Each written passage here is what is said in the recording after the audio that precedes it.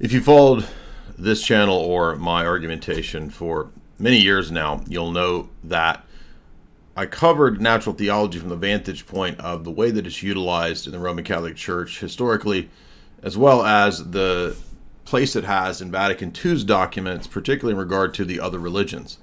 As you know, for example, Hinduism is spoken of in Nostra Aetate as a way that man can seek a flight to God with love and trust. The polytheistic demonic religion of Hinduism, with its self-harm practices, its weird superstitions, all of that, is said specifically to be a system in which man can find a flight to God with love and trust. Similar statements are said about the other so-called monotheistic religions, which are not, in fact, actually monotheistic.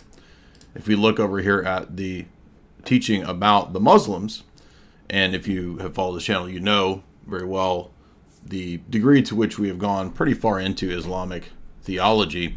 And one of the things you learn after not much Islamic theology, you don't have to go very far to realize that Islam is very far apart from what we say. They do not believe that Allah is a father, and so even the monotheism is not the God the Father that we believe in. Just the fact that something is one God really is nothing. It's essentially meaningless. It has nothing to do with whether or not it's the same God of Christianity. Because if it's not the Father of the Son with that eternal Spirit sharing that communion and that one nature, then it's not the one God, the monarchical Trinity that we worship as Christians. And so you'll notice here that it says specifically that in Nostra Aetate that Muslims together seek to submit to God just like Abraham did, with whom the faith of Islam submits to God. It links itself and submits itself to God like the faith of Abraham. However, anyone who knows Christian theology should know that Abraham believed in the Trinity. Jesus says in John 5:8 and 9 that Moses and Abraham worshipped him and wrote about him and knew him because Jesus was there eating with them in those famous stories in Genesis. This is called the theophanies. But note, this is the consequence of denying, especially in a lot of this natural theology position here, the theophanies. There's an implicit denial of the theophanies in the Old Testament, as if that's not the intended meaning of those texts in the Torah. What you get then is this idea that there's a generic Unitarian God, the very thing that I argued with Trent Horn about. Now, the reason we're talking about this is that it's not just a question of Muslims, and by the way, it also, in the Roman Catholic system, contradicts what it says about the Jews. They previously said the perfidious Jews, and now they say that, very similar to the Muslims, well, they worship the same God that we do, and so they're kind of like on the path or whatever. But, of course, Jesus does not speak this way when he speaks to the Pharisees, does he? He says that if you do not know the Son, you do not know the Father. And in fact, he says to the Pharisees, you have neither seen him nor known him at any time. So their one idea is not really matching up to anything. Just like if I said, I believe in one God, but I believe that that God is Satan, does that make me a monotheist, all worshiping the same God as you? No. It's called the quantifier shift fallacy. And you can go read this paper here, Theistic Fallacies by Dr. Garaby, that illustrates and proves this point. Now, to stress that it's not just the text of Nostra Aetate, it's also Lumen Gentium 16, which further elucidates that the plan of salvation includes those who acknowledge a creator. Well, that's really ambiguous. Muslims who profess to hold the faith of Abraham, along with us, adore the one and merciful God. Now, adoration is a sign of worship. And again, clearly it says that they have the faith of Abraham. But what does Paul say is the faith of Abraham? Paul makes it very clear that the faith of Abraham in Galatians 3 is those who have the faith of Abraham in the Son and who believed the gospel and thus become sons of God, like the Son of God who visited Abraham and had a meal with him. So there's no other way to be of the faith of Abraham. As he says, the promise, the seed is Christ. That's the only faith, the only seed, the only covenant of Abraham. Those in Christ. Paul is clear as day in Galatians 3 and in other places too, like Romans. And yet, what do we have with Pope Francis? Pope Francis said today, and this is all over Catholic media, every religion is a way to arrive at God. There are different languages to arrive at God, but God is God for all. But my God is more important than your God. Is that true? There is only one God, and each of them has a language to arrive at God. Sikh, Muslim, Hindu, Christian. They are different paths. If you go to the papal encyclical called Mortalium Animos, you can very clearly see that this is a direct contradiction to previous normative papal teaching.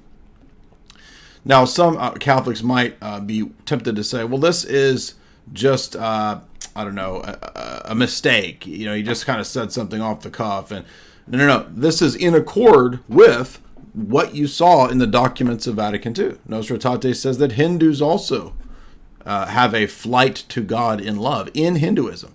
If it had not said in Hinduism, they might be able to get around it and say, well, they just have a conceptual idea of God. But it actually says in the system of in Hinduism, they can achieve this and do this.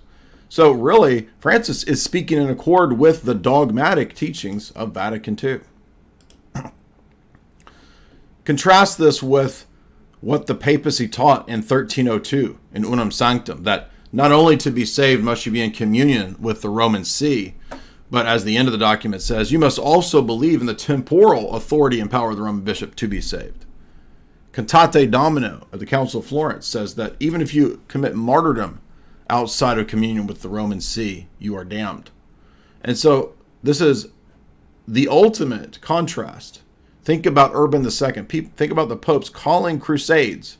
And yet now the pope, even the so-called trad pope, can go pray in the mosque towards Mecca. This is God making it clear to the entire world and to the entire Roman Catholic system that the system is false. The system contradicts itself at a systemic level. It doesn't matter how many documents you pile up from church history, how many council quotes and whatever that you have. Because if the system at a systemic level contradicts, then the way that system works is that system is false. It is falsified. If you look at Vatican I, again, for example, let me pull up Vatican I. We might be tempted, as I watched Tim Gordon's stream, we might be tempted to think, well, maybe it's the end of the world. But yet, when we Control F, if you don't want to read the entire Vatican I section here, I think you should read it, but you'll note that we are told in these documents that the Roman See and the Roman Church will continue to have its structure, its unity, and its clergy and its communion united with Peter until the end of time. There's no great apostasy where there's no longer the Roman See, the Roman bishop, and the Roman unity that it so often proclaims in this document. Again, it's stated in another place that the Lord Jesus Christ put the office of Peter in place until the end of time. Thus, the church could never lose its constituent elements and components focused around the rock of the See of Peter in Rome. So there's no hypothetical, theoretical See of Peter that you can be in communion with that isn't the one over in Rome. And that one over in Rome will continue to have successors until the end of time. There's not going to be 100-year hiatus where there's no popes and then Jesus comes back. No, that's all fiction, and it's all very contrary to not just the teaching of Vatican I that there will be popes until the end of the world, but that the unity and the functionality of the Roman See as the source of unity will also always be there. If the church lost the Roman See in the Roman Catholic position, it would no longer have its constituent components of unity, which are necessary as a sign until the end of the world. It could never lose the four marks. If it loses the Roman See, by Vatican I's definition, it would lose the marks. Therefore, Vatican I is false, and the Roman Catholic system is false. And everything that I've argued against all of these people for years now is vindicated in this obvious, total night and day statement from Pope Francis. And you can have people say, oh, it's mistranslated, and oh, well, that's all cope.